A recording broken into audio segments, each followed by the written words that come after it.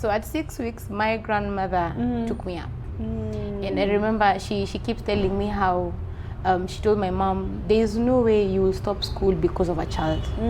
I will take care of this child.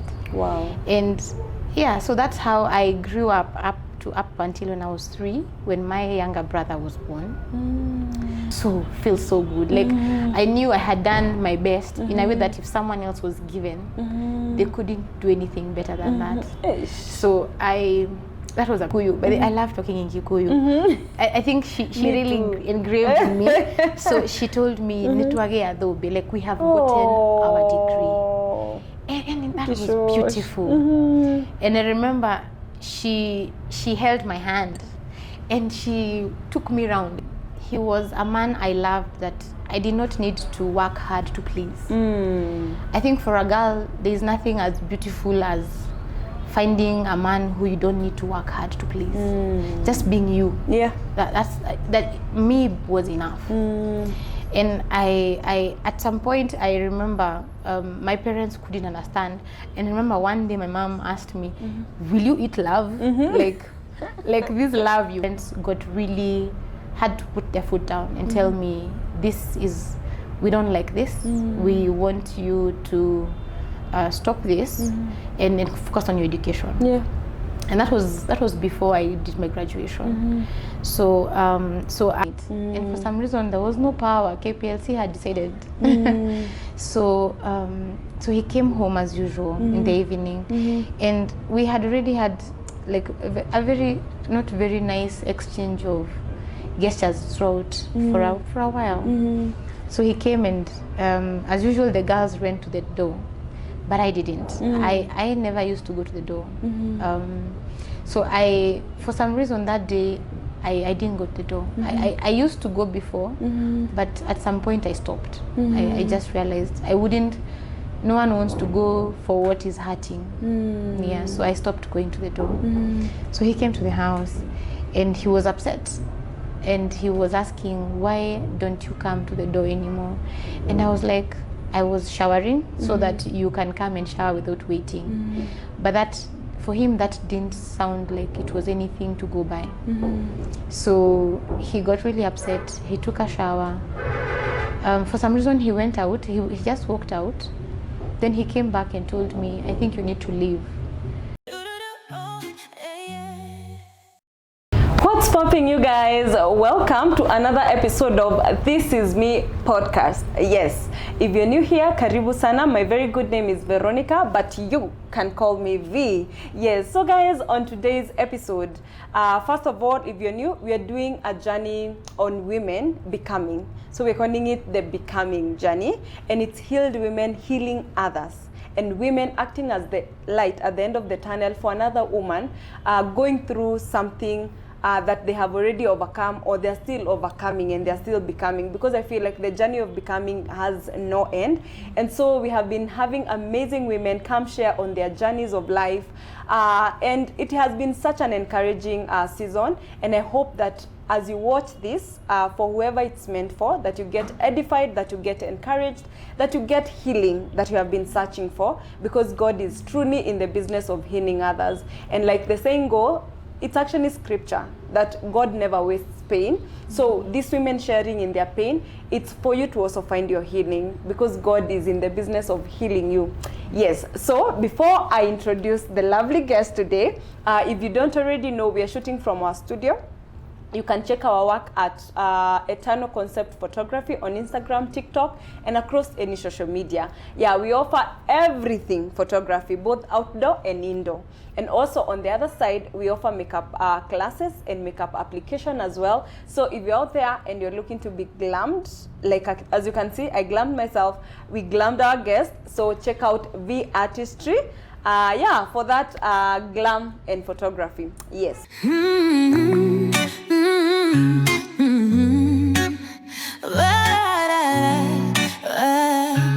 Oh yeah.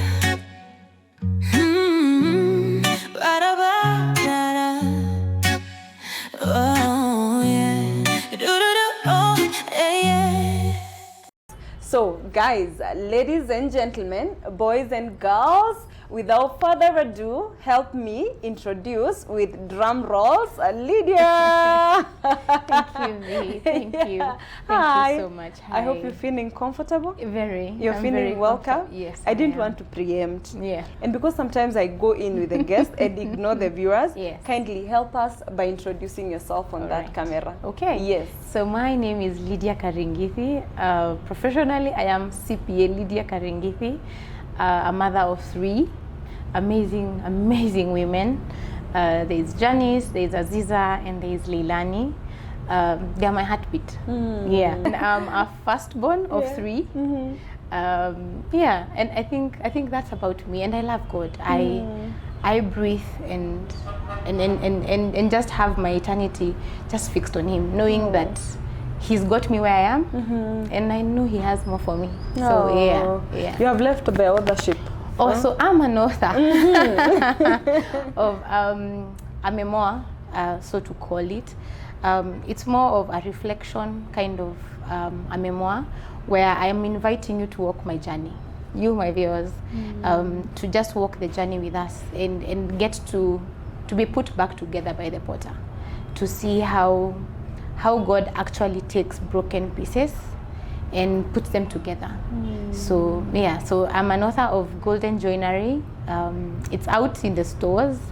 So I'm really excited about that. I'm excited about how, honestly, there's something you say that God doesn't waste pain. He really doesn't waste pain.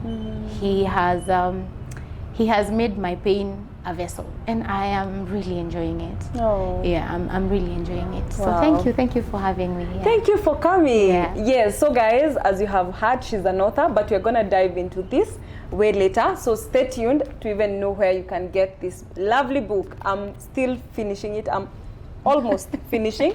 And guys, when I tell you I have read this book within 2 days, it's that good. That good. Yeah. Thank so you. Karibu Sana. Asante Please sana. feel at home. Asante. So this episode, or rather the podcast, is This Is Me. Yeah. And the reason when you say This Is Me, you can think of someone else. You think of yourself. Yeah. And so I okay, for me it's ministry, because I'm called to women. And for me, the beauty is the tool. Yeah. That's why we have to glam you up, make you feel like you're feeling your best. I really am. Thank you. Yeah. And so maybe you can take us back in your journey, your journey of becoming, as far as you want, or as far as Holy Spirit leads you. Yeah, just give us a background or backstory on who is Lydia. Maybe where you were born. You already said you have 3 siblings. Yes. Or you are 3. We are 3. Okay. So it's myself and my 2 siblings. Awesome. Yeah. So take us back. Okay. Yeah. So I was born in Nairobi, Pumwani. Those days, that was the hospital then. So I was born in 1985. So this is my amazingly 40th year. Oh Lord, you look nothing more than 30. I like the that. grace is sufficient. Oh, we thank God, for real. Yeah. So I was born in Pumwani, and I was taken. My mom was in campus then.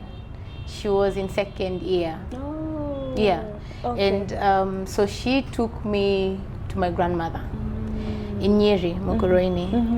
And 6 weeks down, she had to go back to school.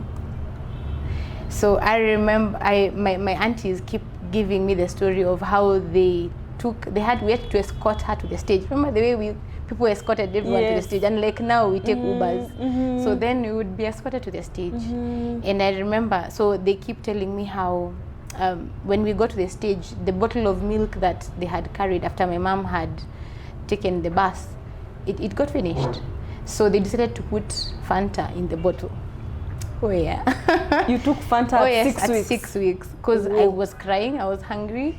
So they decided this one is sugar rush needed. So they gave me some Fanta. And that was my first Fanta. And now we are told children should eat at 1 year. At 1, yes. Okay, so, we have exaggerated a bit. So at 6 weeks, my grandmother took me up. And I remember she keeps telling me how she told my mom, there is no way you will stop school because of a child. I will take care of this child. Wow. And yeah, so that's how I grew up to up until when I was 3, when my younger brother was born. So I became my grandma's last born, so to speak. So I became her heartbeat. She thinks of me even now, and she has dementia, but in her head I'm still the baby. So she keeps saying, "Where's the baby?" I go feed the baby. So I grew up in Mukurweni, and up to 3 years, my brother was born. He's Raphael, now engineer. So we grew up together for a while, for around 7 years, without having another sibling. And then my sister came 7 years later, which was 10 years difference between me and her, Dr. Wamboi. So yeah, so that is me and my siblings. Engineer, doctors, CBAs. You guys are blessed. So that's about how I was born. On growing up, we didn't have much then. I think our parents really had just enough. And our home used to be the relatives' streamway. So where all the relatives pass through, So we had a high turnover of relatives. This year, this one, this month, this one, another one. So we grew up like that. But for me, I think what really mattered was that my grandmother remained a constant. I call her Wandoro. She is a powerhouse. I remember, so I remember going to Nyeri for school, Narumoru Girls. That's where I did my KCSE. Okay. That place is cold. Hey, it was cold. But I remember my grandmother telling me, make sure you don't live here in vain. Let the cold not be something you look back and say, I felt cold and came out with nothing. And true to her word, she walked with me. She would be the first one at the gate. I'm sure if my high schoolers are watching this, they would be like, yes, we remember the old lady. Like she would be at 7. She's at the gate. We used to be the first ones to be visited. So by mere blessing, my cousin also joined the same school, Yvonne, and I think he hosted her a while back. Yes, check out her episode. Oh yes. Yeah. So we grew up with her in the same school for those 3 years before I left, and I left her there. And my grandmother would come for breakfast to bring visiting day at 7.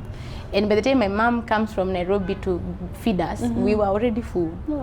So she's really been a constant. And she has, she's given me a reason of why I am here. Because I'm imagining if at 6 months she would have said she doesn't want a child, then it means I wouldn't have had the life I had. And so that's about us and my siblings. So we grew up in Umoja. I went to a very those schools we used to say maziwa nyanyayo. Remember that one? Yes. Nyayo milk. Oh yes, we did. So those were the days. And it wasn't as much of a school, but I think it is what my parents would afford then. And I enjoyed the mere fact that I was still able to accomplish what I did. And and getting to Narumoru Girls, that was something. And even as you're speaking, for me guys, again, that's why you need to get this book. Stay tuned for the details, because I think every time I have a guest and we are going back in their background and how they were brought up, there's always that person. For every woman to be, and man as well, to be where we are right now, there's someone who stood in the gap. And even in this moment, I know Shosho might never get to see this, but let her have her flowers. And I'm sure you guys have given her flowers, because she's featured in this story. She's really featured. And I think, like, even reading it, like, it takes one person to change a generational story, you know, because if you didn't have someone in that particular point, maybe we wouldn't have Lydia now. No, we wouldn't. You know, for sure. And so Shosho, whether you get to see this or not, have your flowers. Amen. You have done well, and we see the fruits, and that's the beauty.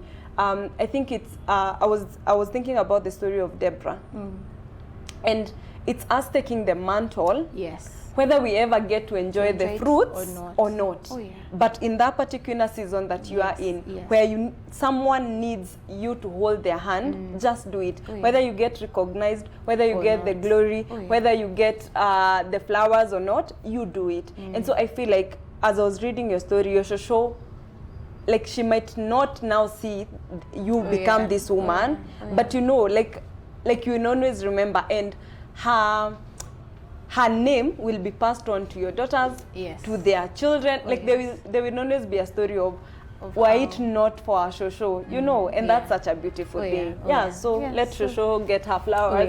All the flowers. So I really, I think I also something that you've said that, and I really like it, that it's one person's story and one person's motivation to do something that actually leads to the next. Because then after now, because my mom is only her and her sister. They're only 2 siblings. And she's my older mom's mom's elder sister. So she's Wangari. So she kind of got to a point of being in prayer, even without us knowing that she's praying. So even as and I think that's the same thought of that it is about prayer. It's about praying for your generation and the generation without you even enjoying what to see. Getting to see what. And I think even in our generation, it's a decision, and I feel like it's coming. Like we are being revived. There's that now awakeness, even spiritually, where we are like, we keep saying it, why it not for the prayers of our parents, why it not for the prayers of our grandmother, but now we are those parents. We are the grandmother. And so what will the next generation say? Will they say, why it not for Lydia, why it not for Auntie Lydia praying for us, things wouldn't, you know, but I feel like we are doing well. God is helping us.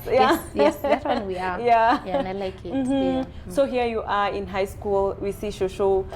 So there's something you mentioned, at 3 years you got a sibling. So by this 3 year, you are out of staying with Shosh, you are now with your parents, or you are still at grandma's? So we were on and off at grandma's. But I think we were in grandma's for a while before we moved now to Nairobi. So now where we stayed in a 2-roomed house. So but my grandmother still came with us. So my mom started working and she needed, I remember, I think she left my brother at 1 month old to go to work. Those days, I think, I'm not sure whether she had tried applying for maternity because she had just gotten the job when my brother was born. So she tells us stories of how she would do buses in the morning and evening, waiting to go and breastfeed because now she couldn't do the middle lunchtime. So it was quite a headache. So grandma stayed on. We stayed with Wandoro all through. Up until I think my brother was, I think, 5. Is when now she decided now I can go back and look after my cows. What a shosho. What a shosho. So she's amazing. Nice. So now we are here, you're in high school, you go to a very good high school. So how was, because now I think even from your story there's a lot of ambition in terms of I went to this school, it was not as good, but I performed. So performance is kind of very much highlighted. I think there's something my dad keeps saying, that you do your best in a way that when someone else is given, then they won't do it better than you did it. So that used to really bother me, not being able to do their best. I remember when I joined Narumuru, I was the last. They had never picked such low marks in their history. So I remember the principal telling me, for some reason I have a feeling you're going to do well. Because I think there's something I should have also mentioned that during my exam, I didn't do my exam in Umoja, in the public school. I went to Sabasaba. So my parents registered me for a Sabasaba exam. So that's why I went to do my KCPE, so that I get to a good provincial schools. Those days used to have provincial schools and national schools.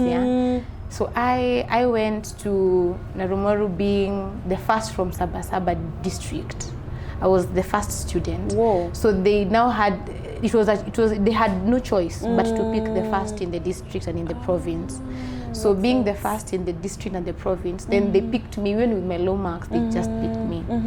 So so when I went to school, I remember the first exam we did, I think everyone thought the girl who came with the least marks should be the one at the bottom, but I wasn't. And that's where things changed, and actually realized I can actually do this. And so so I went and did my best. Yeah.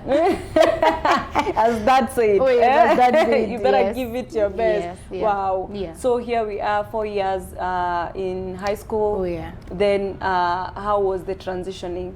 So first of all, as I grew up, I knew I wanted to be a doctor. I did not want to hear anything else. And so after I finished my KCSE, sadly, I got a C- in math. Okay. And for you to do medicine then, you required a C. That was the lowest. And I was 1 point down to a C. Oh. So I remember doing the cluster selection, and I realized they needed 66, and I was at 65. So heartbreaking. It was so heartbreaking. You have no idea. You feel like you did it for yourself. Yes. Just one. And I keep remembering Mr. Wambugu. That was our math teacher. And I was like, Mr. Wambugu, why wouldn't you teach me enough to get me the 1 point? Oh. And that was really bad for me. As in, that was my lowest score I had ever gotten in that school, over C- in mathematics. And I remember when I did my MOOCs, I got an A-, and I was like, this is it. I'm gonna get my A in KCSE. But shock. Only to get so 5 more grades yes, lower. Whoa, yeah. it was so bad. What So, happened?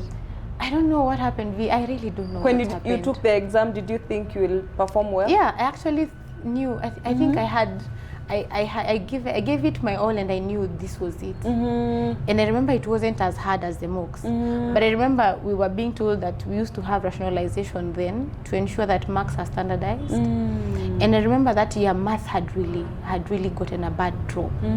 So I don't know whether the paper was not well. I don't know really what happened. Okay. So I couldn't do my medicine. And I remember that took me to bed for 2 weeks. Without speaking, without talking, and I couldn't understand what else was there for me to do other than medicine. Whoa. So I remember having a conversation with my dad and telling him, then take me to parallel, because parallel was actually picking me. But he was like, no, you my quiver has more arrows. Yeah. And I need to dedicate the other arrows. Yeah. So, so as a firstborn, I sacrificed that. So I never got to do my medicine. But so I was laughing with my sister, and I was telling her she accomplished my dream for me. So I think I also now I started enticing her to be a doctor as well. I know you are listening and you're thinking, what? I know. Yeah, You're so like, if I can't get it, you have to. Yes. One of us has So to. I remember I used to really push her. I would find her slacking on her homework, and I became the parent. And it was really hard. So so I figured then I have to do something different. So I went to JKUAT, and they were having a program for BCom, but I was thinking, this is so low and beneath me, like I can't, High achievers. Oi. Hey, it was very hard. So I decided to, I met a really good dean. He was called Wandoro, and he told me, we have a program we are trying to test out. Do you want to enroll for it? So I was like, okay, I'm all ears, let's hear. And he told me they are doing a program where they are combining 2 degrees at the same time. So when the rest go for holiday, you don't go for holiday. You keep reading for the next degree. So I was like, yeah, why not? So so he told me, so the only problem is that your C- in math won't get you here until you do a bridging course. So JKUAT had a bridging course. Okay. So, and that was pure math. And I remember the first day I went to class, I was like, this math is gonna, utanitambua, like this is it. How dare you? Yes. So I sat with math for 3 months. Whoa. And at the end of it, I got my distinction. So I remember when I took the certificate to my dad, he asked me, okay, make me understand how you scored a C- in math. And then you went and did the same concept. Because actually the bridging, V is Form 4 math. It's not different. And you come home with a distinction. So what was the problem? And I realized it's attitude. I did not like my teacher. And he made math hard. And Which teacher did it? And I remember Mr. Mbugu would come in class, and since I was the head girl, he would say, "Head girl, what are we learning today?" And I'm like, how am I supposed to know? I'm not the teacher. So already the class, I used to start the class with a very angry attitude at him. So it really never got me far. And now I see the consequences. So if attitude is key, like attitude is, I remember that there's something my dad says that attitude is equals to 100%. Like out of everything else, attitude is 100%. When you do the letters of the attitude, of the word attitude, it gets to 100. So in short, attitude makes everything. Yeah. It will either make or break. Because I really don't understand up to today. Because the math actually is form for math, but I don't understand how I managed to get a distinction. So I got into At least you have it. Attitude. Change your attitude. Yes. So I got to JQuat and I did my BCom BA. I got a first class. And I remember them telling me that that was the highest first class they ever got. And that made me feel so good. Like I knew I had done my best in a way that if someone else was given, they couldn't do anything better than that. So that was a pride for me. And you know, when they read your first class name, they read all three. They don't read one. No. So it was such an achievement for me to know that I might have not gotten my medicine, but I managed to get something for myself that I could identify with. So I really had to change my course of thought even. And so, you know, even as you're speaking, there's a course I did some time back, and they were saying about how our identity is formed. And for girls, it's usually brain, beauty, and boys. And I can see for sure yours is brain, like in that season. And again, it changes over time because there's a season of your life. Now it's the boys. How many boys are attracted to me? How many can I retain and all that? And then the beauty has been like, and especially now outside of school and outside of just in the world, beauty is such a big definer of women.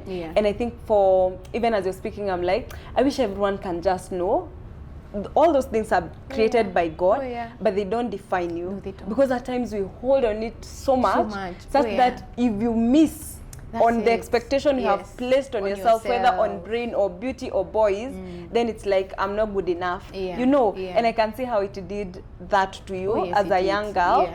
But now how did you, because I love, because this is what I feel. Everything good God created and said, it is good. Us included, our identity included, our womanhood, femininity and all that. But what the enemy does is corrupt it. You know, and now he knows. And use it. He sees Lydia, brain. You know, and so what does he do? He makes sure you get that C minus. And then you become resentful. And then there's also that idolizing. You know, you get one thing and all your identity is now into forms in that area, you know. And as you're talking, I'm just like, why yani God deliver us? Because because you can just miss it. Because you just focused on this, and if it's not working, then you're not good enough. Because I'm thinking, if I had sat down with my C minus and actually felt sorry for myself and didn't do anything about it, I wouldn't have gotten to the next step. And like my mom says that in Kikuyu we say uthagathaga, like you shake yourself off, you shake off what is holding you back.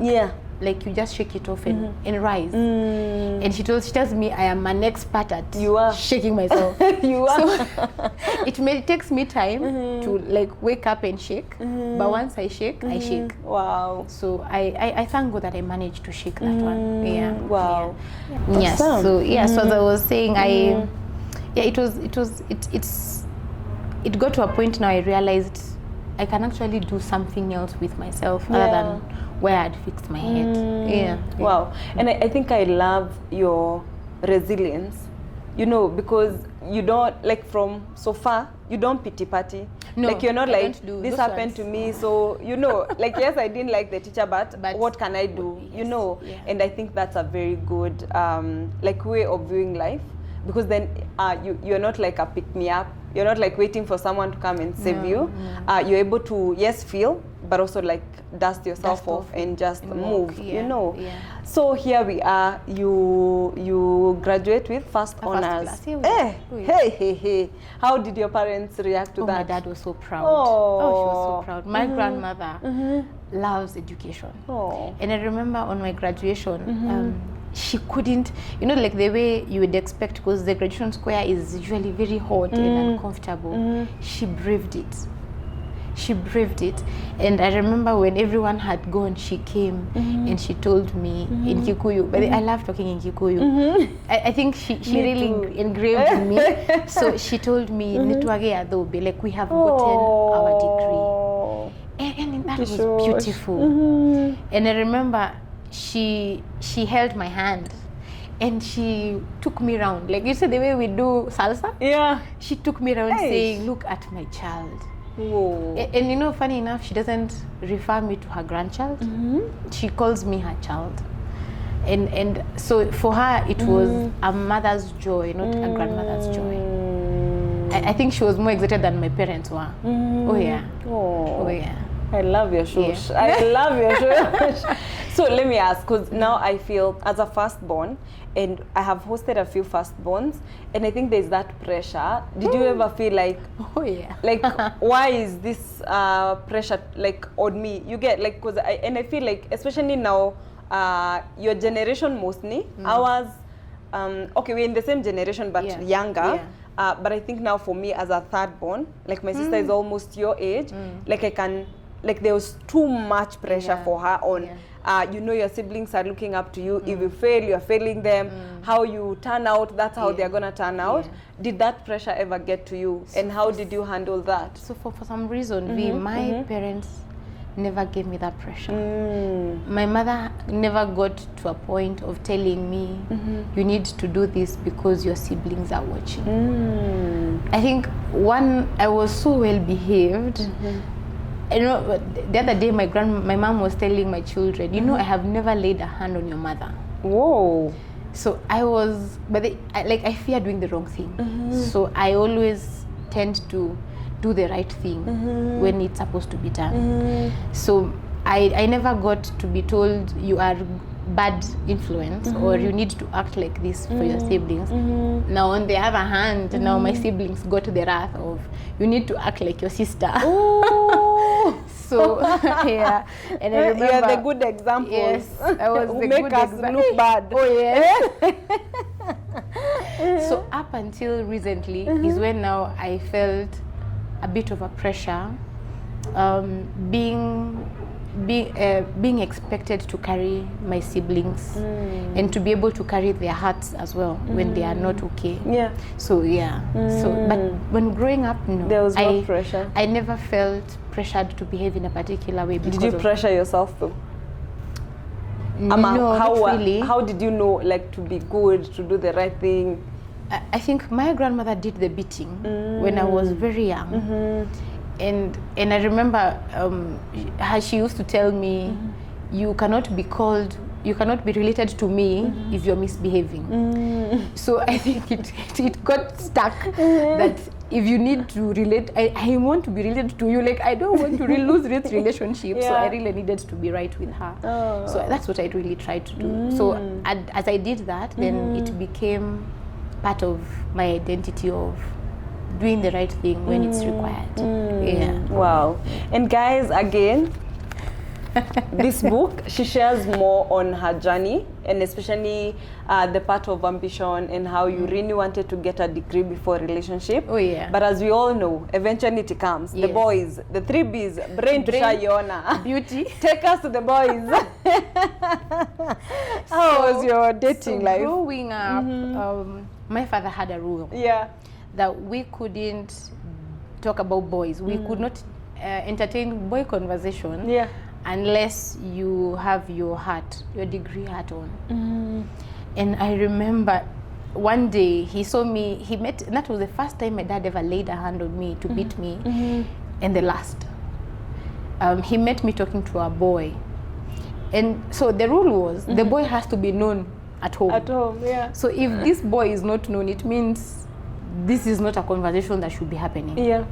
So I was caught talking to a boy, and I remember my dad gave me a really hot slap. And that was the last time me and boys had conversation until I went to campus. So I remember in high school, you know the way we do funkies, and we would go. I loved chemistry and biology and geography. I mean, you were going for medicine. So we would go for symposiums and just amazing brain activities. Yeah. And then I remember boys would come to chat me, because then you would just realize that everyone is pairing up. So a boy would come approach me, and I'll be like, I don't think you would want to talk to me. My dad will know where you are. And the boys would be like, hey, this one, no, like I was not popular. So the ones, and funny enough, this is a point to note that my dad by then was in Iceland. That is more than 5,000 miles or more away. But in my head, I knew he might know I have talked to a boy. So the ones who got courageous and would write, I wouldn't respond. And I remember there's one who now became a friend, and we could have conversations on letter, but I never got to a point. He never got he didn't cross. There was a boundary. If now you cross, that's it. The letter goes, and any conversations I would have with you are gone. So I finished high school without having a boyfriend, and that for me was such an achievement. Like I remember telling my younger sister how this how I finished without a boyfriend, and how she should also finish.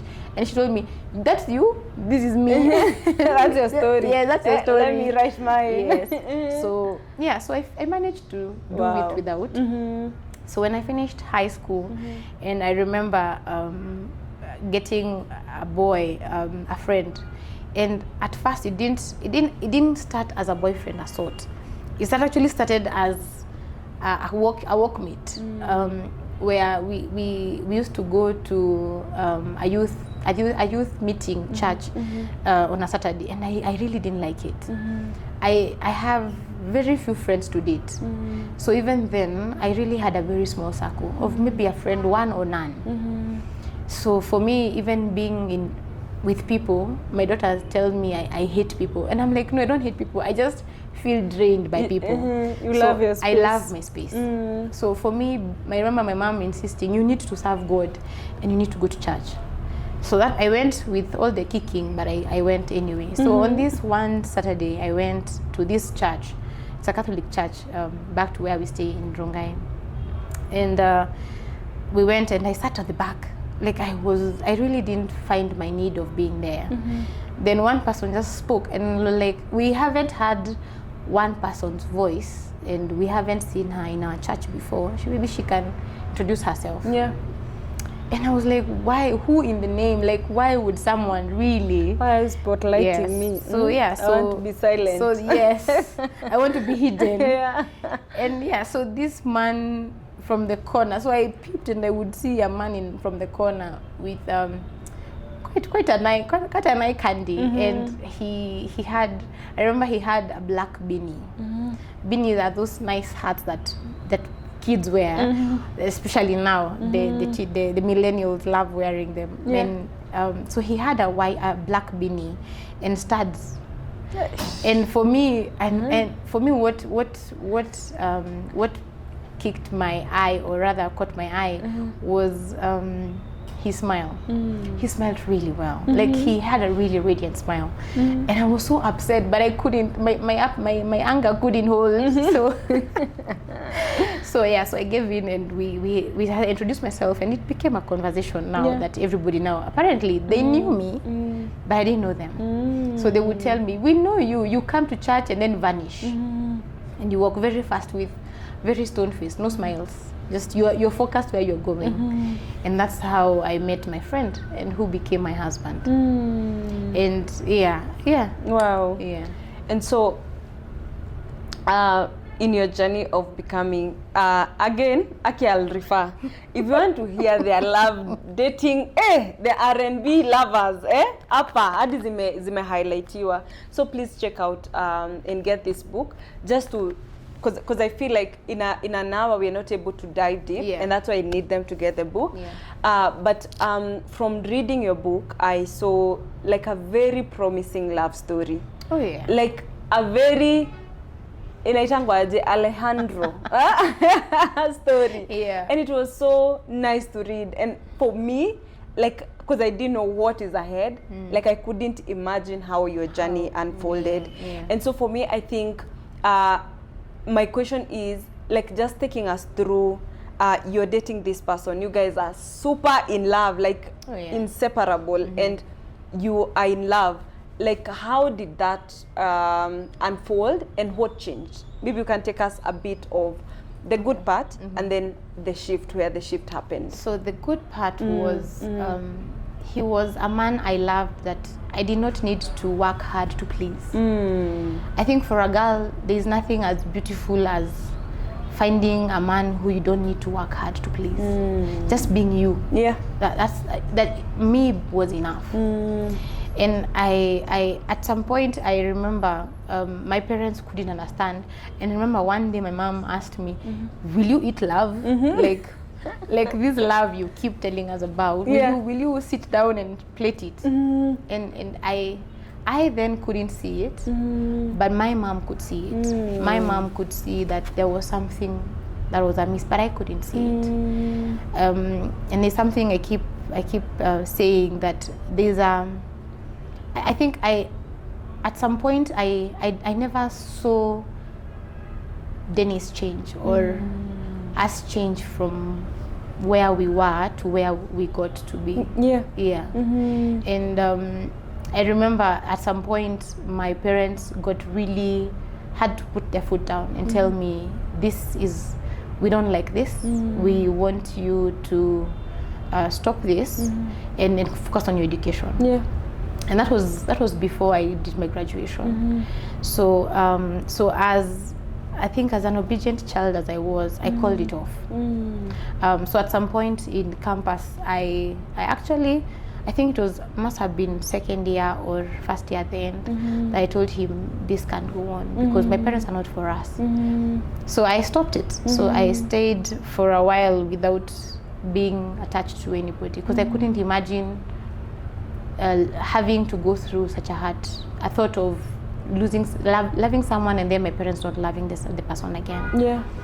So at some point we split ways, and so my parents had a thought of, you need to get someone who is your level. And I think that high ambition thing now came in. So I looked for the brains, and I looked for the papers, and and so like, you guys take a break, but of course there is a story after. How did you guys again come together to, like, you guys settling down? And how was that? Because again, for me, I have also seen, and parents, mothers especially, and I think that's the thing I have been praying, like, help me to be a mother who sees. Discernment. Help me to be a mother who sees beyond what catches the eye, especially for my children. Then I'm able to know how to pray for them as well, and how to guide them. And I feel like even for my mom, because you know your story, and if you haven't watched our very first episode where we had a guest, that was my sister, and like, your story is so similar to her story, because my mother saw as well, but it is hiyo yenye unasema we mzazi ujui, like you don't know. You don't know love. Our love is not like your love. And I get it now. We think, oh, I wish I knew, I wish I listened then. But we are here now, and where we are now, we can only learn and move on. But because also now I wonder, for a guy, like, when parents say, like, we don't see, and you will of course go and report that my parents don't see a future between me and you. Do you think that can start affecting a relationship? I think that really did. And at some point in our marriage, I remember my ex-husband saying, your mother doesn't love me, and she doesn't see me as a son. And I think that thought of and I think as parents also have a way of seeing things, but then communicate them in a way that maybe breaks the other person's child, rather than it you trying to protect your child, but in this real sense something else goes wrong. So I remember after a while I got into another relationship now with someone during the break. Yes, during the break. All right. So I got into a relationship with someone who had the brains, who had the papers. And I remember when this person met my parents, my mom was like, okay. There was no objection to that. So I tended to realize then it means there was something that the box I needed to tick for us to be able to be at par with each other. And I think it's unfortunately to say, I think sometimes it is very hard to get a couple that is not on the same preview of life getting along. Sometimes you lack things to talk about. You lack a common ground. You lack something. And I remember my mom kept saying to me, love is not enough. You need to be able to sit with someone and talk about serious things other than just love. Hard conversations. Yeah, hard conversations. And those are the hard conversations that we never had. Those are the hard conversations that were never present at our table. And in the meantime, so as I graduated campus, I graduated with a child as well. Okay. I graduated with my Janice. I call her my moonlight. And I remember my grandmother. I actually, funny enough, I didn't tell my parents first. I told my grandmother. So when I told my grandmother, I have a child. I'm expectant. Yeah. And she told me, well done. And I was like, no, it's not well done. This was not supposed to happen. Yeah. And she told me no. And I there's a saying she loves that never correct God. In Kikuyu we'd say dokarutegai mahitia. And for me, it sunk different then. Because then when I told this person I'm expectant, they were like, I don't know, I don't want a child now. I'm not ready. And so when he told me he's not ready, I, the one who stand up and dust off, I stood and dusted off. And I was like, fine. I have my grandma to back me up, so it's fine. You do you. So I remember the last because when I knew I was expectant, I was going out for attachment.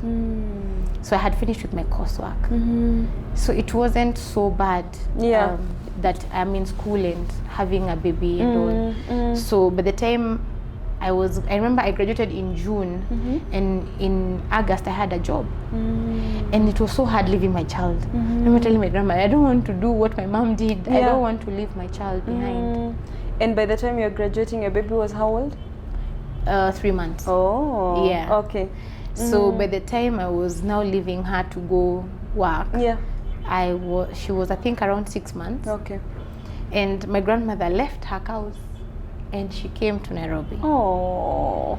And she sat with my child, brought up my child. She went back to her cows when Janice was 5 years old. She left everything. Whoa.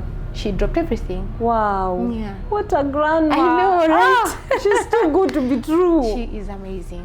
Like left everything. Yeah. Came, took care of baby for 5 years. 5 years. So I had nannies, but I knew my grandma is home. Wow. And then my mom comes to the rescue. My mom is like her mom. She literally housed us and never asked a dime from me in any way. I used to work, but she used to tell me, keep the money. Keep the money. Yeah. And she took care of her first grandchild. And Janice became the darling of each and every human being in that. With 3 mothers, what do you expect? And it was. I really thank God, V, because I never felt the burden. I never felt like I was a mother. I never got the responsibility on my shoulders that you need to take care. No. My mom and my grandma did it all. Wow. I was just to show up, sleep with my child, bathe her, and go back to work. Wow. And then in the meantime, my grandma told me, but you've not finished reading. Go back for a second one. So I went for my master's. Ooh. Oh yeah. And your grandma had said, this one they will live the dreams I always had. Yes. Wow. So I did my master's, I finished. I finished, after that I finished my CPEs as well. By that time, Janice was 5. Then I used to still talk to Dennis. So let me take you back. Yes. So you conceive with Dennis? No. Oh, not with Dennis. No. With this Yes. high brain person. Yes. He says he's not ready for a child. Yes. So you take care of the child, but you're still in communication with Dennis. Yes. But not in a relationship. No. Okay. Just as friends. All right. And I remember everyone around us thought this was her child. This was his child. Because even me, and I would even think. now, actually, now the world will know. Yeah. So you're everyone, still in communication with Dennis, so your first knew, love. Yes. So everybody knew this was it. So and then for some reason, when the baby was born, he looked like him totally. Whoa. And that really boggled me. But I think that time it didn't bother me much. So after I did my MBA, I did my CPA, Janice was 5. Dennis comes and tells me, I want you to be my wife. And I'm like, dude, I thought we crossed this bridge. We can't do this. Yeah. And he was like, no, I will go and get your mother's consent. So my mom couldn't understand why he would be so good and so caring to take care of the child. Yeah.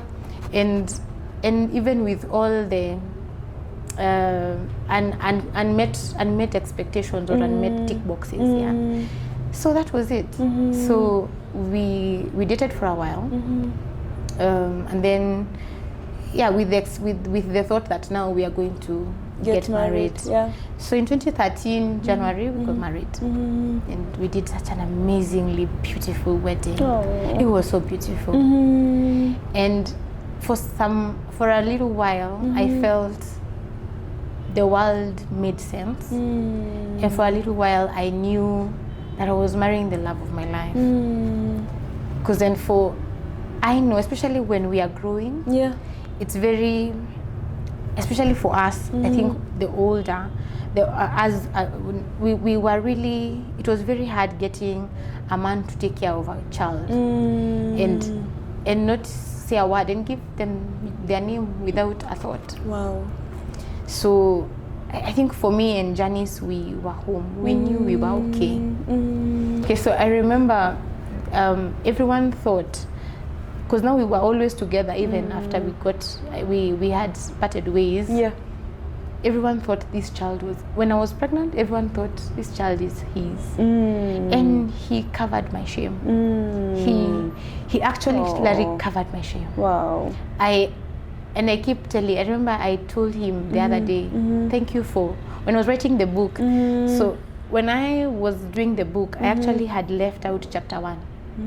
The book started with chapter 2. Okay. But my editor told me, you can't start as a love story in the middle. We want to know why it crushed you to lose this man. Yes. So for me, it was so hard to write that part. Because I had to sit and look past the pain and remember the good. And there is nothing as hard as that. Yeah. And he was present. I remember when because I labored for 72 hours. Whoa. Like, I don't understand why life was that cruel then. So I remember. So I started labor on Sunday. Just funny contractions. Monday became really unbearable during the day. So at night, my mom took me to hospital. And for some reason, those days, I don't know why my mother didn't insist to keep me company. So for some reason, I called him. I didn't call the father's child. I called Dennis. And he showed up. He stayed on phone. Whoa. He bought me credit to be on phone the entire night. Wow. Every time there was a contraction, he would tell me, remember the beach, breathe in. And I don't think my daughter knows this, but I remember him telling me, we will raise this child together. And I remember asking him, I think at some point I paused because I didn't understand whether he understands what he's saying. Yeah. But then I think I was in too much pain, so I brushed that off. And I got a baby 6 a.m. in the morning, and the man was on phone the entire night. Because now I think he was a bit uncomfortable being around me because of my parents. So he couldn't come with me, but he stayed on. Wow. And after I gave birth, I remember when I got home, he texted, are you home? Are you well? Is the child well? And he would have small conversation, small talk. Because now the mother and my mom, we were in the same church. So they would come over for some conversations, just the conversations for our mama. And so they all now loved the baby. So even as Janice grew up, she knew she had another family that cared on the other side. And this child was not theirs, but they never showed it. Wow. My second born, funny enough, doesn't even know. So it became that blended that no one could ever tear us apart. It's like doing the mokimo irio. You cannot tear separate. Up. No. Yeah. So Wow. that is how good. That's so it beautiful. got. So yeah. That's so beautiful. I know. Because I feel like there's someone maybe out there thinking, oh, now how do I deal? She has a child. How do I deal with that? Like that should never be a hindrance of seeing a woman for who they are, because they also grow up. Oh, yeah. You know, that's the thing people forget. They grow up and they leave you, and so it's very important to focus on you and the person, and just like embrace what comes with the person. And it's so nice to hear. And I think that for me really made me respect Dennis for who he was. That he covered me and covered my shame when I needed him to. Yeah. And he did it gracefully. Wow. And up until now we got married and now got our second born. Yes. Now in that year when I was expectant, now things started having issues again. But I also I usually can I pause you? Yes. You get married in January. You said yes, you were in a bubble. It was nice. It felt like home. Yeah. How was that transition? Now you are living with your mom still? No, you had already moved out. Oh, you had already moved out. Okay. But my mom and my grandmother refused with my child. Ah. So they would tell me, you go to class, because I used to do class in the morning and in the evening. So normally with the CPAs, you do the sections within a particular period of time. Okay. So I needed to finish them within 2 years. Like I had given myself a target. Okay. So I would do one section in the morning, another section in the evening. So my mom was like, no, but just leave the baby. We'll take care of the baby. Wow. You'll be coming over the weekend. So that's what I used to do. So Fridays would be my day to go to my mother's house and just spend time with my child. And then I never used to live far. So from my mom's house to the main road was a bit a distance. Okay. So my mom was like, with your night classes, it's not really nice. Yeah. So they refused with my child. So it was very easy for me to read and to just concentrate on books. Wow. Yeah.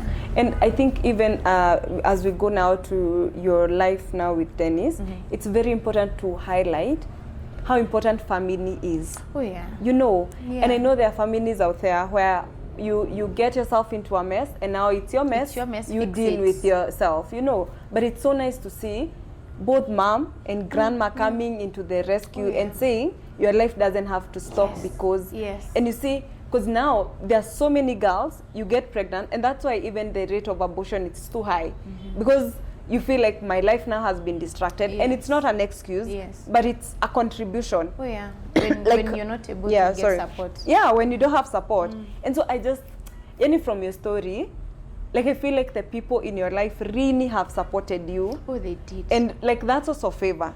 Oh, yeah. Because it's God, like Honestly, literally, that's like favor. God knew you would need them. And now it's so easy to see how God just orchestrates everything for your good, Yes. you know. Yeah. And it's just beautiful to watch. But I hope like a parent even out there like just gets to learn that you, because I don't know this thing of like my image, where it comes, and especially in African context, where now it's your child, but you see their mess more than they are your children. It's called, my pastor calls it shaming culture.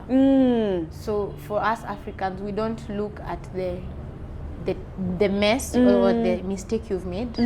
We look at you as the mistake. The mistake. You don't Which is separate, not right. which is wrong. Yeah. Because now it would have affected the woman that you are today. Oh, yes. Just because at that Just point you had to leave everything and now be a mother. Yeah. Wow. Yeah.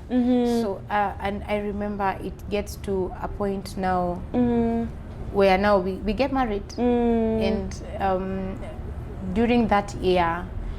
And I think there's something a friend of mine says that marriage doesn't go wrong, it starts wrong. Wow, nice one. So I think if I still feel we started wrong. We might have started with the thought of, I want to cover you and make sure you are okay, and I love your child and I love you. Yeah. And we forgot to unearth what was in between before then. Yeah, because now for me, I got to a point of feeling betrayed, and so I came into the marriage with my guard up. I came into the marriage with, I need to protect myself. Yeah. And so I actually, then I, with that was that thought of my parents and my mom is what matters. My mom is what covers me. Yeah. And you you might cover me, but you're not my mom. You cannot get to where my mom is. And I remember the first time, and I think I must have been around 4 months pregnant with my second born. And I remember it just started, and I was very dizzy that day for some reason. And I really needed just to shower and lie down. And something happened, and it struck Dennis, and he said something that up to date I still wonder what he meant, on that I respected my mother more than I respected him. And he got so angry that he told me, I think you need to pack and leave and go back to your mother's house. And that was the first time that now I realized, I think something is not right. But I couldn't put a finger to it. Yeah. So I went to my mother's house. I stayed at my mother's house. I remember I drove at night at around 9 p.m. Thank God we were not far from my mom's house. So I went back to my mother's house, and I told my mom, I've been told to come back home. And for some reason, my mom never got to a point of going to have a sit down and talk and ask him, what is it? She was always, I want to protect my child. So now after some time when I realized my mother really, I think for her, she felt she needed to cover me. Yeah. And now for her to cover me, it means me being close to her, not away.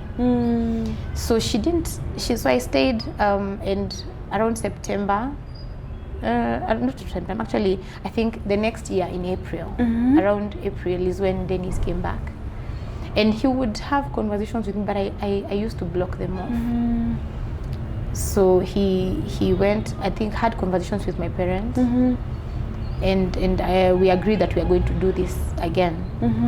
So I went back. At this point, you have delivered? No, not yet. Not okay, yet. Okay. So we stayed, I think, in our home for 3 weeks. Then I delivered. No. Yeah. And I remember holding my baby, and he was there, and I think that's something I hadn't thought I would be able to do.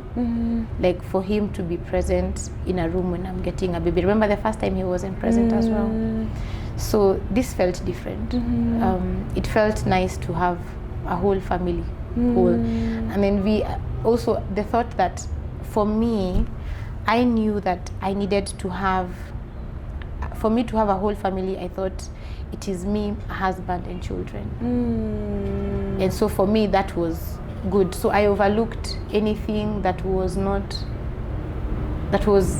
okay. I closed my eyes on it. I closed my eyes on the red flags. I closed my eyes because I wanted to maintain that the family status of family and marriage. So time went by, and 6 years down the line, I got another baby. We were okay. I would say we had just the normal marriage issues. Okay. But we couldn't have conversations. We couldn't have hard conversations. We couldn't have conversations where but when a friend of mine said that marriage starts wrong is when I know I agree, because we never had conversations on finances. We never had conversations on how do we intend to raise our children, how do we intend to discipline our children. Because then sometimes I remember my firstborn keeps making fun of how mom I would be beaten, and he would just sit, and I think we never got to that conversation, because for me, I don't believe in excessive discipline, but I believe in having conversations. But that we never talked about. So that one always became something we would have a bicker with, because now we are not agreeing on that. We are not agreeing on how we are spending our money. We are not agreeing on how we need to do life. We didn't have a vision. So we were just there. And even as you're speaking, again, guys, let me remind you, you can find the whole story here and more. By the way, there is more. So as you're speaking, and even as I was reading through your story, one thing that I want to applaud you for, it's your ability now to take responsibility. Because I have seen where, and like it takes two. For a marriage to work or break, it takes two. And for me, I think healing also starts when you look inward and say, how did I contribute? That's true. And you looking doesn't excuse the other person from the things, because I think that's how we view it. Like if I take accountability on I did, it shows like he did nothing. You get? But it's understanding we both had a contribution into it turning out this. And I love that you really took, like even in this book, you didn't focus more, like yes, there is highlight, but you focused on you and the things that you would go. And maybe the thing I want us to dive into, which I think will save many wives. And even as you're speaking, you're very strong personality. I think you must be a choleric. Funny enough, I am not. You are melancholy? No, I am a phleg. You are for real? For real. I was also in shock. I actually always thought I'm a choleric. Me too. I see me in you. I think I sure you took the right test. Yes, I remember. So I think I think I took the same approach with life. I took that approach to my marriage. So when in my thought and how I was brought up and how I saw my dad when I was growing up, my mom never went to the market. Up to today, my mother does not go to the market. My dad, husband, do you hear? And she doesn't even know the price of meat. Recently is when we were laughing and asking her mom, how much does meat cost? She was like, I don't know. Whoa. So I took that to my home. I took that. Remember, I met Dennis with studs and not having short hair. But for some reason, I started turning him to my dad. Oh Lord. So I remember even on our wedding day, he had shaved. And I used to tell him, you look so nice shaved. And I think it grew to him as well. But I think I changed the man from who he was to what I wanted him to be. And because he wanted to try always make me happy, then it actually was for a detriment at the end. Because then at some point I would he would do something and I would flip, not because he's doing it wrong, but because he's not doing it as my dad would do it. He would not, maybe sometimes with people of business people, things sometimes don't go right all the time. Yeah. So when things would go wrong and the bread would not come, then I would not understand why, because I never saw it not coming in my childhood. Yeah. And so I was hard on him. I actually recently we did a test, personality test, some like 3 years ago, and until I told the therapist, I think you have it wrong. I'm a choleric. She was like, no, you're not.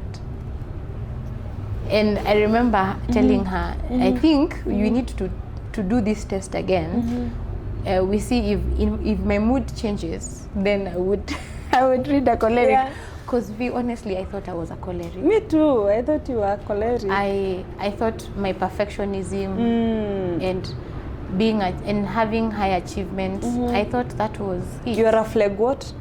A flag, choler, and sang. Somewhere in between.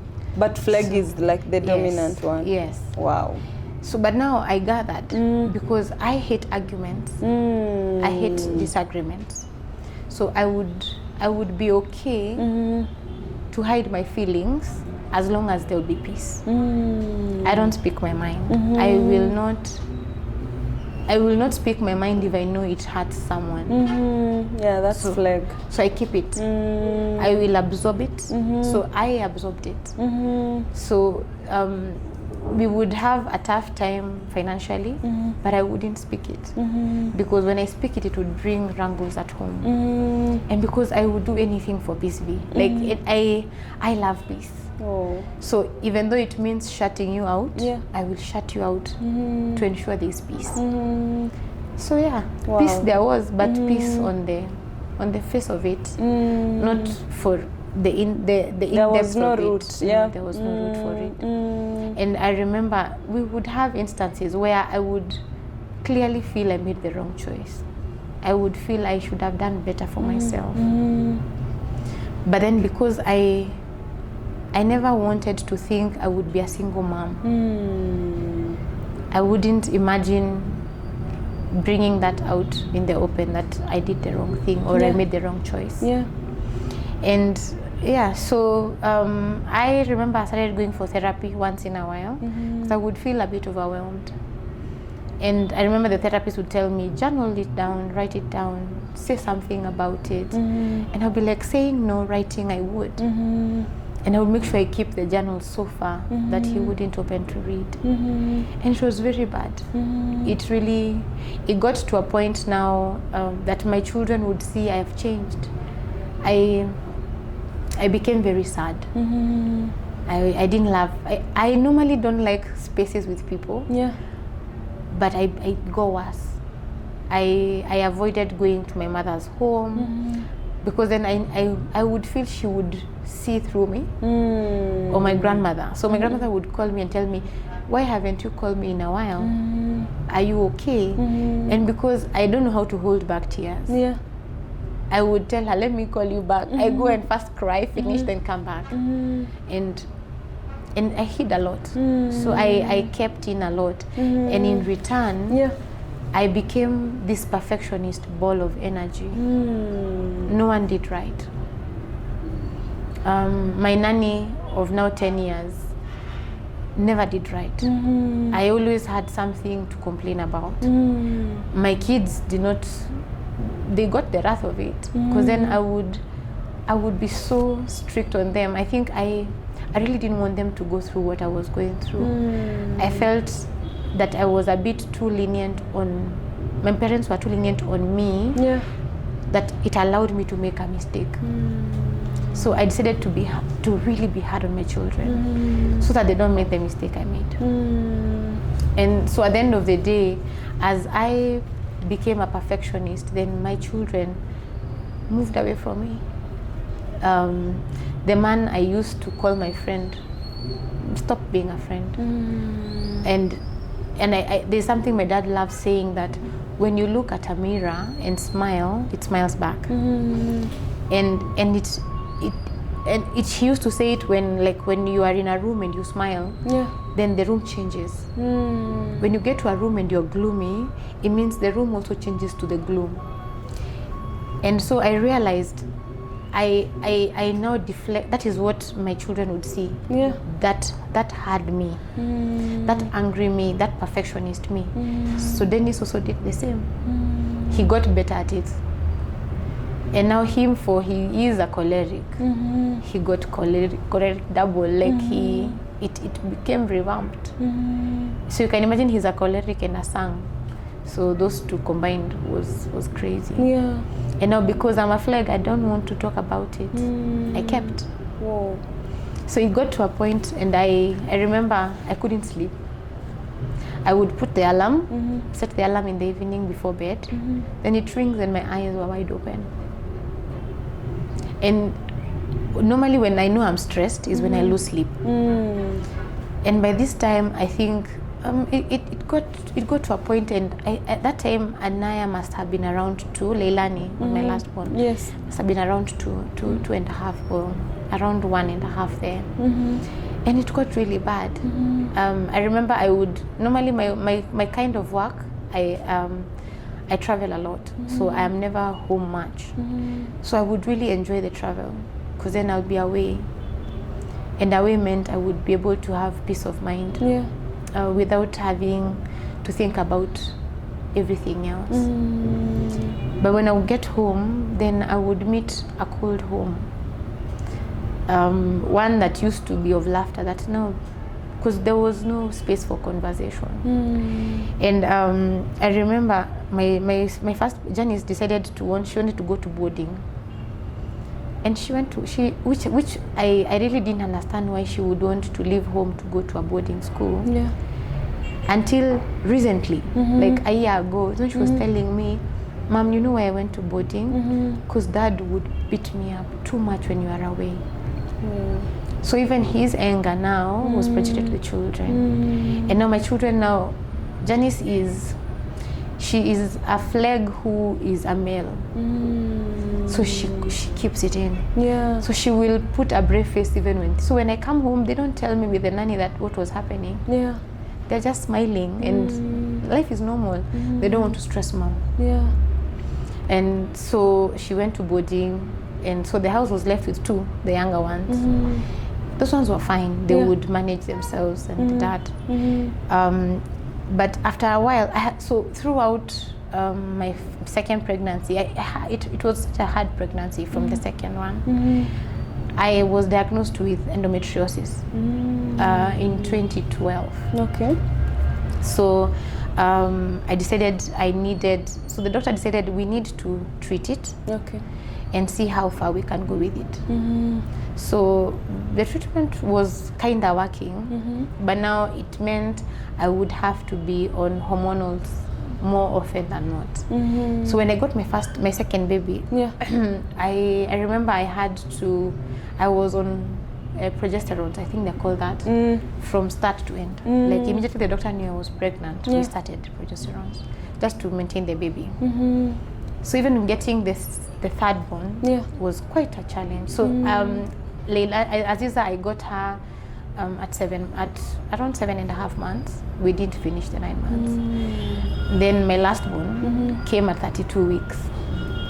And that one was a hard one. Because then it now got to a point that I became sick. I'm pregnant, but I'm unwell. And I remember trying to ensure now, so also I think the stress also didn't help. Yeah. So every time I would get stressed now after the baby, I used to be so sick. Then I got anemic, and it got really bad. So up until COVID, I got very unwell. In 2021, the doctor said, no, this one, we have no choice but to remove your uterus. And I was like, hey doc, don't you think that's a bit drastic? And like, no, we've tried it all, and now it has gone to your walls. So I would have my menses not 7 days or 4 days, but I would have them for 2 weeks. 2 weeks, and then they would stop for like 5 days and come back again for 2 weeks. And I started becoming very lethargic, so I was very tired all the time. I was very exhausted. So I became anemic, and the doctor said, this one, so normally the endometriosis, when it progresses to the walls, it becomes adenomyosis. So we had to remove the uterus. Whoa. So I became very sick. So I removed the uterus. In the process, I had just moved jobs. I think I was like 3 years into my new job. So I remember I went off work, I think, for around 3 months, because then I needed to rest, to heal, and to heal. So in the process, we said, why not build our home? So after COVID, business got really bad. Yeah, very. So we're in business. Yeah, so it got really bad. Yeah. So Dennis lost everything. Like he couldn't bring anything home. So I decided, why can't I take a loan and we build a home? So the dad was very gracious. He gave us a piece of land where they stay. Okay. At the farthest corner, which the land was big enough so we couldn't even remember we have neighbors. So we built a home. I took a loan, we built a home with the agreement that at the end of the month we would share the bill. So sadly that never happened. So we never shared the bill. Remember, I'm still unwell, so I wouldn't travel as much out of town as I ought to. Yeah. But the pay was good enough to sustain everything that we needed. School fees, we needed food, we needed to pay for the house, all that it could manage. But as the days, I think I was feeling safe, or rather I quoted safe, because I knew I had a home now, meaning I would be able to raise my children in a home with a dad. Yeah. And I think I was okay. I felt, I love the Proverbs 31 wife. Yes, let's go there. Yes, Let us go there. So I knew I would save myself for marriage. And when I get married, I will do it right. Remember, I would give it my best. Yes. That if anybody else is placed in that home, they can do nothing more. Oh yes. I remember recently I was joking with Dennis and I was telling him, he actually confessed and told me, I have had conversations with my married friends and for sure I had a good wife. But I think he never saw that then. And he was like, we didn't have issues. And I was like, yeah, I know. But I think we never got to sit with other married couples. And I think that for me is a challenge to anyone who's married. Please look for another couple you can work with. Yeah. Like our best couple were not married. One was the best one was his friend, and the best maid was the maid of honor was my friend. Yeah. So they were not married. So we never had a space where we would go and sit and hear the real conversations. I think we have a fallacy of that marriage should be beautiful and it should have no hiccups. And so when ours got hiccups, we didn't know what to do with the hiccups. Yeah. We didn't know whether to rub the back or be scared for the hiccup to go away. And so that's something we didn't have. Okay. We didn't have friendships that would help us. So after a while, it really got bad. So Dennis started drinking. Like well presentable, even when my dad was absent, because my dad used to work far. Okay. So he would be home maybe in a span of 2 weeks once. So we never lacked. We were taken care of by mom with the anticipation it's gonna end. Yeah. Divorce was never a conversation for us. It never was. And so when we got to a point now, I used to do what a Proverbs 31 wife did. I would ensure there is food in the house, even when I hear women saying, "Me, I can't buy anything in that house if he hasn't bought," and I'm like, oh my God, like where was I raised up? Yeah, because I never asked him for money to buy food. I never asked him money to buy clothes. It was us. So I never thought it as me doing it. Yeah. But I thought it as it's us. Why wouldn't I pity them? I really feel for them that they really got a good lashing. Yeah. Whoa. So and it got to a point now with the widening, with the cold air. Dennis started drinking, and now it became really bad. He would come home at 3 a.m., 2 a.m., or in the morning when I'm leaving is when he's coming in.